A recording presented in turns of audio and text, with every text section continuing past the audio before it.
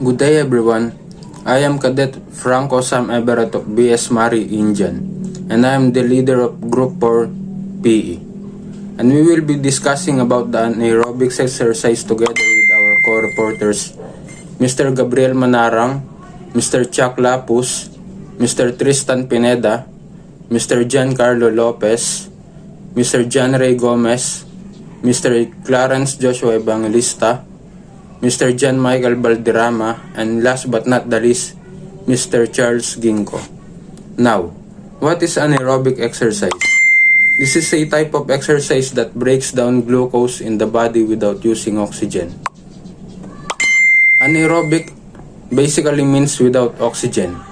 In practical terms, this only means that it is more intense than an anaerobic exercise, but at least it is shorter in terms of its duration.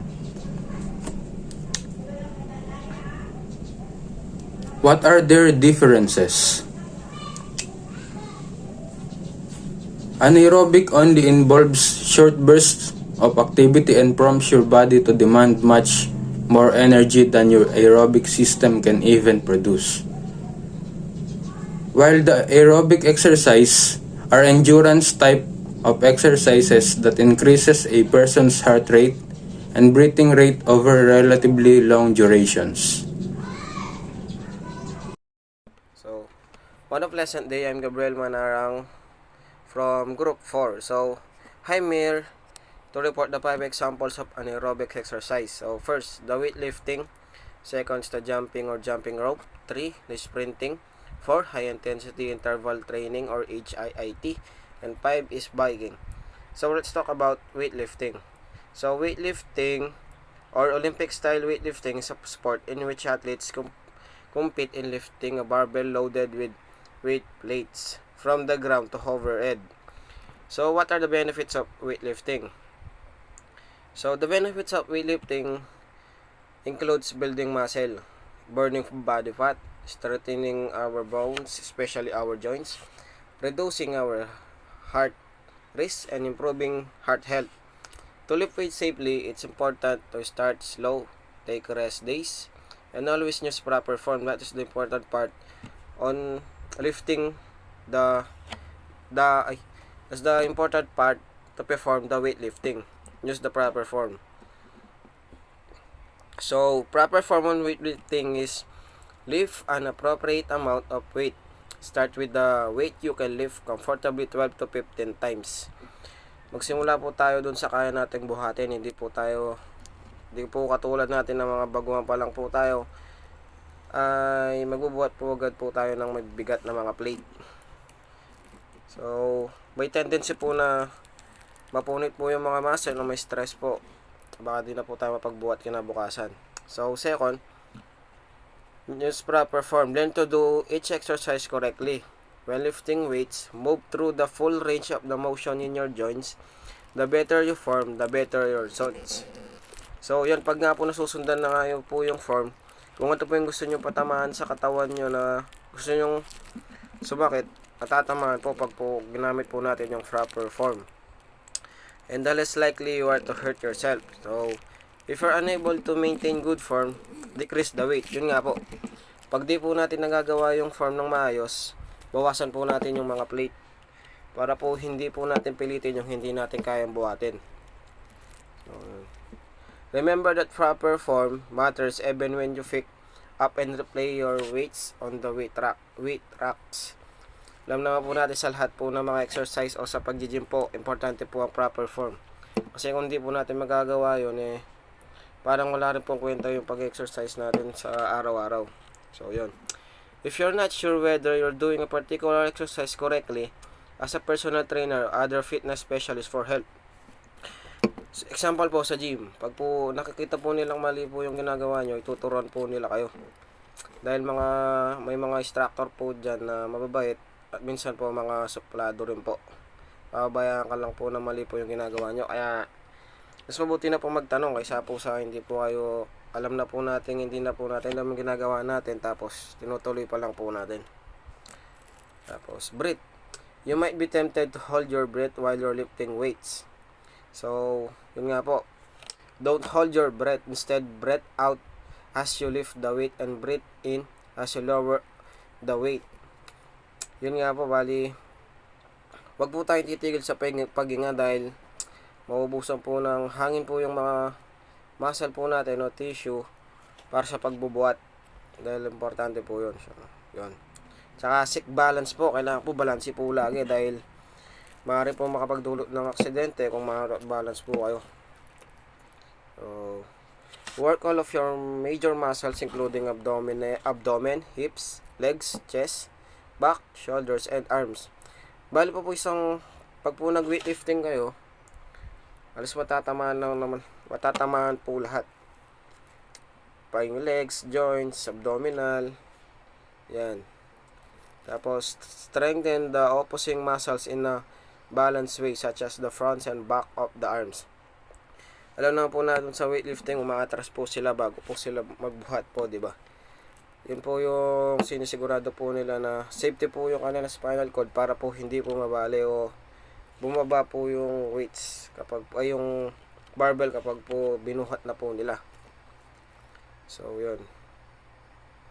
Tapos, yung pong purpose po nung weightlifting belt, isa po siya reminder para po yung spine natin ay makip po sa tamang posisyon, no? Yung sa proper form po na posisyon. Kasi po, in-stabilize niya po, yung pong belt, in-stabilize niya po yung spine during po ng heavy lifting. So, yun. Tapos po, ano po ba pinagkaiba ng yung pong difference between the competition lifts, weightlifting uses the snatch and the clean and jerk. Both hover her head movements po. Bali, ano po ba yung snatch, clean, and jerk? Bali, yung pong snatch is where the weightlifter pick ups the barbell. Yung pong kinukuha po nila sa ilalim, yun po yung tinatawag nating snatch. Tapos, and picks up the barbell and lifts it above his head in one singular motion. Bali, yun na po yung singular motion, yung pong bubuhatin po ng pataas. Tapos yung in the clean and jerk, the weightlifter is first required to pick up the barbell and bring it up to the chest. Pag ganoon na po siya, tapos yung bubuhat na po. Bali, yan po yung tinatawag natin clean and jerk. So, to the second one naman po, second one is jumping or jumping rope. Overall, jumping rope is better, providing a more effective workout than just jumping. Jumping rope increases coordination and gives your entire body a workout, unless you are doing specialized exercise jumps. You're better using a jump rope in intervals than just jumping. So, ano po ba yung benefits ng jumping? Burn calories, improves cardiovascular health, boosts bone density, greater muscle activation, in-increase niya po yung agility, builds balance. Tsaka sa lahat po ng exercise, sa research ko po, bali, jumping rope po ang pinaka-recommend po na lahat dahil po sa nababurn na nga po yung fat tapos uminit pa po yung katawan. Yun lang po. Tapos, pag po sa weightlifting po pala, pag po sa Olympic competition, 3 attempts po pala dapat. Kapag po di po nagawa ng 3 attempts, tanggal ka na po nun. So, that's all. Thank you. Good evening, sir, and thank you po. Good day, sir. For today is, I'm going to part the sprinting, HIIT or high intensity interval training and biking. So first is sprinting. Sprinting is running over a short distance at the topmost speed of the body in a limited period of time. It is used in many sports that incorporate running, typically as a way of quickly reaching a target or goal or avoiding or catching an opponent. Sprinting is also a anaerobic exercises involve quick bursts of energy and are performed at maximum effort for a short time. Examples include jumping, sprinting, or heavyweight lifting. During anaerobic exercises, your body requires immediate energy. Your body relies on stored energy sources rather than oxygen to fuel itself.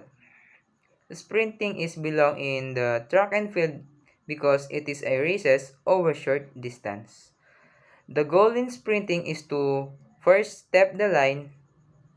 So if you want to win in sprinting, you need to run as fast as you can.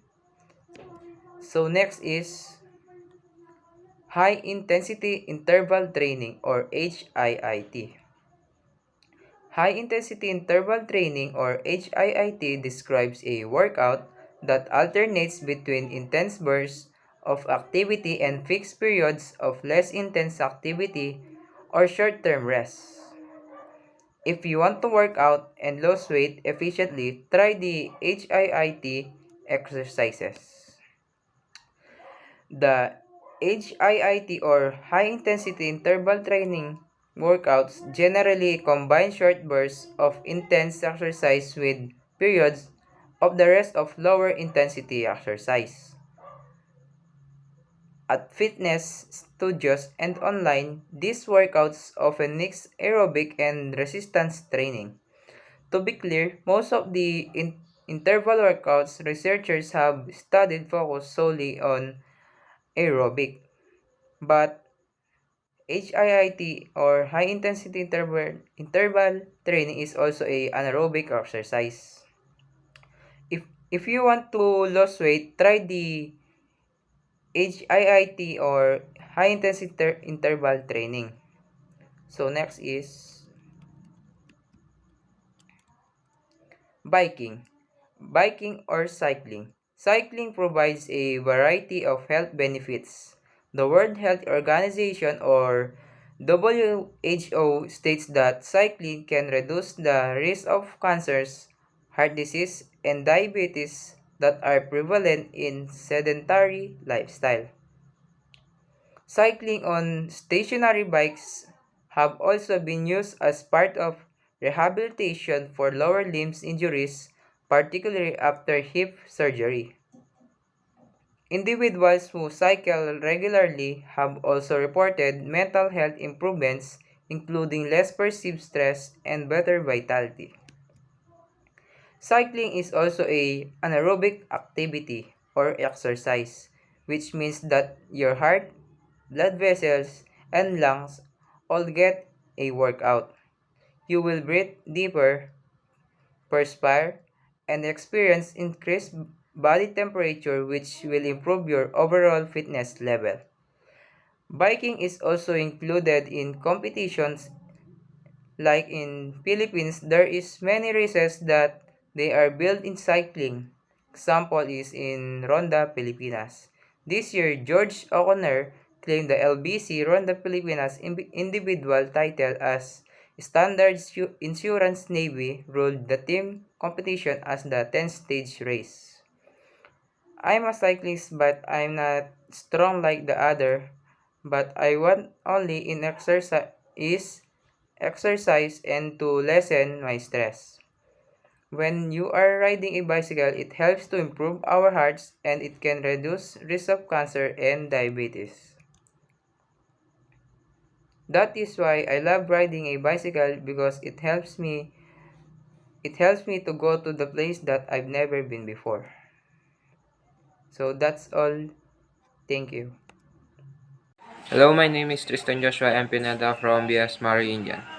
Today, our topic is about anaerobic exercise. What are the benefits of anaerobic exercise?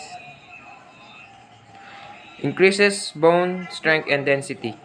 Promote weight maintenance. Increases power. Boosts metabolism. Increases lactic threshold. Fights depression. Increases bone strength and density. An anaerobic exercise is like a resistant training. Can increase the strength and density of your bone. And it also can decrease your risk of osteoporosis. Pag ginawa mo ang anaerobic exercise, pwede siyang maging benepisyo at pwede siyang gawing araw-araw or pwede siyang nagiging ng araw-araw.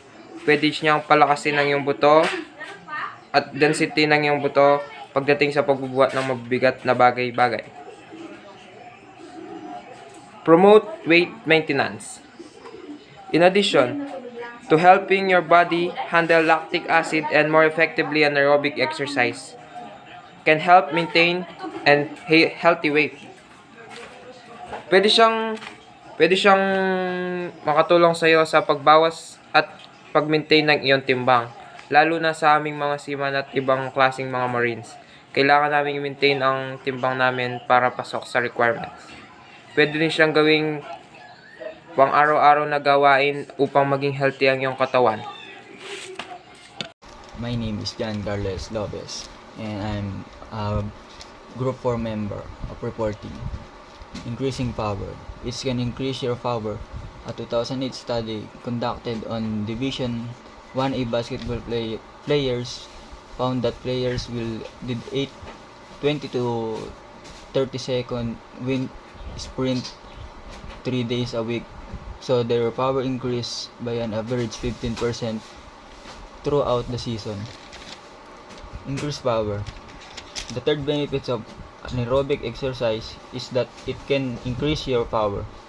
Sa study noong 2008 sa Division 1A basketball player na kung sino ang makagawa ng 8 na 20 to 30 seconds wind sprint in 3 days a week, ay makikita na ang pag-increase ng power nila throughout the season by 15%.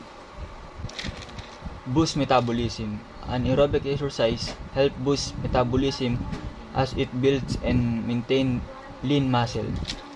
Boost metabolism. The fourth one is that anaerobic exercise ay makakatulong sa pagpapaboost ng metabolism na nag-maintain at nagbibuild sa lean muscle. Increases lactic threshold. By regularly training above your anaerobic threshold, the body can increase its ability to handle lactic acid, which increase your lactic threshold, or the point of which you experience fatigue. That means you will be able to work out harder for longer. Increases lactic threshold. By regularly training above the anaerobic threshold, or kapag sobrang intense ng ginagawang exercise, the body can increase its ability to handle lactic acid, which increase your lactic threshold, or to the point na nakakaramdam ka na ng fatigue. You will be able to work out harder for longer. Fight depression. Studies show that anaerobic exercise like strength training can boost your mood and even fight depression. Lastly, and to be more importantly, anaerobic exercise can also benefit your mental states. That some studies show that this kind of exercise like strength training can boost your mood and even fight depression. I'm John Michael C. Valderrama, and I have a list of things that I will report for today. Number 1, HIIT can burn a lot of calories in a short amount of time. HIIT means high intensity interval training, and these are push-ups, sit-ups, lunges, crunches, jumping jacks, etc. This HIIT or high intensity interval training can help you burn more calories than traditional exercise. Traditional exercise only focuses on single muscle groups and isolation exercise, while HIIT is a form of interval training, a cardiovascular exercise strategy alternating short periods of intense anaerobic exercise with less intense recovery periods until you're too exhausted to continue. Number 2, your metabolic rate is higher for hours after exercise. Due to the intensity of the workout, HIIT or high intensity interval training can elevate or raise your metabolism for hours after exercise. This can result to additional calories being burned even after you have finished exercising. Number 3, it can help you lose fat. HIIT, high intensity intervals, can similar to fat loss. To traditional time commitment, they can also reduce unhealthy visceral fat visceral fat is found inside of our abdominal cavity. But carrying too much visceral fat or visceral fat is extremely harmful, and it is linked to a higher risk of type 2 diabetes, insulin resistance, and heart attack disease. And number 4, you might gain muscles using HIIT. If you are not very active, you might or you may gain some muscles by starting HIIT exercise, but not as much as if you perform weight training. Hello, my name is Janre R. Gomez, and I will reporting what is anaerobic exercise and what is HIIT. Aerobic exercise. What is aerobic exercise? Aerobic exercise is similar to aerobic exercise, but use a different form of energy quickly and immediately. Anaerobic exercise include high intensity interval training, HIIT, weightlifting, circuit training, plates, yoga, and other form of strength training. This type of exercise offer many health benefits. What is high intensity interval training? What is high intensity interval training? HIIT involve short bursts of intensity exercise alternated with low intensity recovery period. Interestingly, it is perhaps the most time efficient how to exercise. Typically, a HIIT workout will range for 10 to 30 minutes in duration. Dispute how short the workout is. It can produce health benefits similar to twice as much moderate in intensity exercise. Hello, my name is Clark Joshua C. Evangelista. I will report this benefit of high intensity interval training or HIIT. Number 1, it can burn a lot of calories in a short amount of time. Number 2, your metabolic rate is higher 4 hours after exercise. Number 3, it can help you lose fat.